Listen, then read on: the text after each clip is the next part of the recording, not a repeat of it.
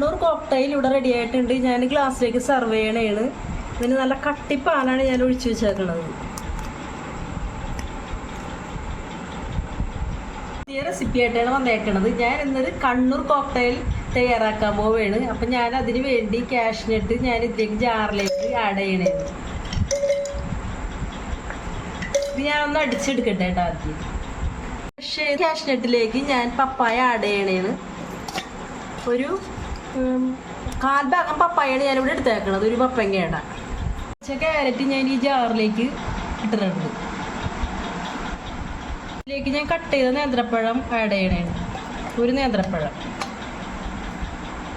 കൂടി മിക്സിയുടെ ജാറിലിട്ട് ഞാൻ പേസ്റ്റ് പോലെ ആക്കാൻ പോകുന്നു.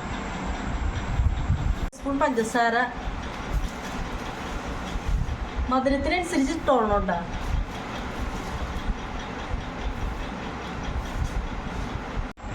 ഈ അടിച്ചെടുത്തേക്കണേല് ഞാൻ 1 കപ്പ് പാല് കുടിക്കാൻ പോയി. തണുത്ത പാല് കുടിക്കാൻ പോയി.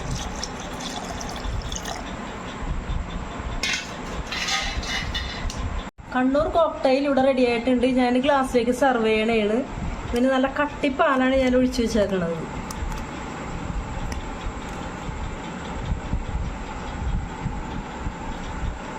അതുകൊണ്ടാണ് ഇത്ര തിക്നെസ്.